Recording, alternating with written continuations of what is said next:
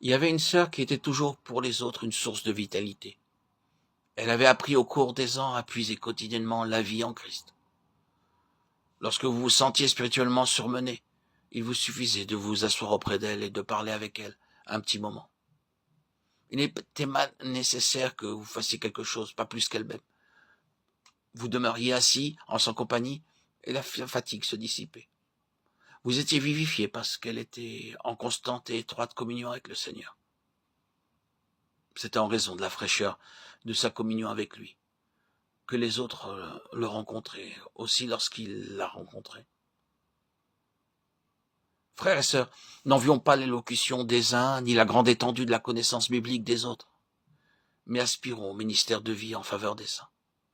Si nous nous maintenons dans une étroite communion avec la tête du corps, nous serons en mesure d'être des ministères de sa vie pour les autres membres.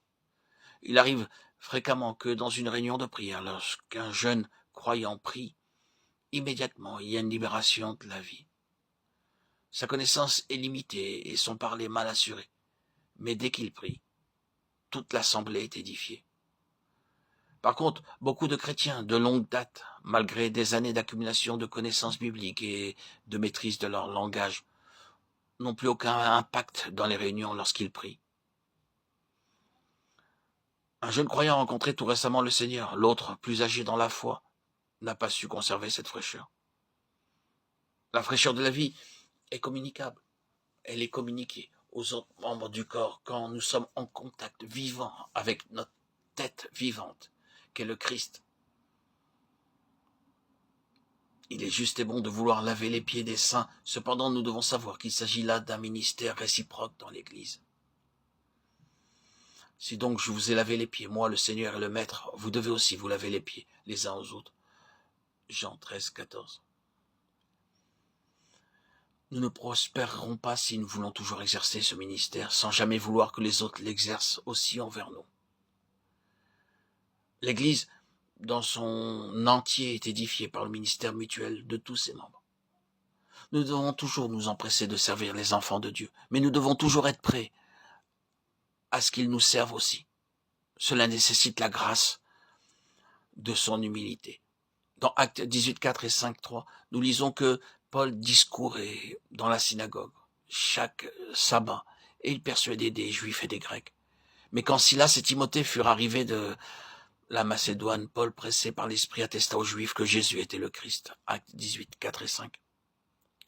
L'arrivée de Silas et de Timothée apporta un flux de vie à Paul, et avec elle, une impétueuse fraîcheur pour annoncer la parole. Silas et Timothée n'ont rien fait de spectaculaire. Le simple fait de l'arrivée de ces deux frères a tellement fortifié l'apôtre qu'il a pu prêcher Christ avec une nouvelle ardeur. Si nous voulons partager la vie de Christ avec les autres, nous devons remplir cette condition. Il nous faut permettre à sa croix d'opérer continuellement pour libérer sa vie en nous et par nous. Autrement, ce que nous ferons atteindra uniquement l'âme et non l'esprit. C'est dans la mesure où nous demeurons dans la fraîcheur de sa communion que nous pouvons apporter aux autres cette même vie. La vie se communique spontanément et non par des efforts. Il est vrai que les pieds se lavent avec de l'eau, mais nous ne devons pas la puiser laborieusement. Elle vient à nous librement lorsque nous vivons en celui qui est l'eau de la vie. Nous en ferons l'expérience si nous demeurons continuellement en lui.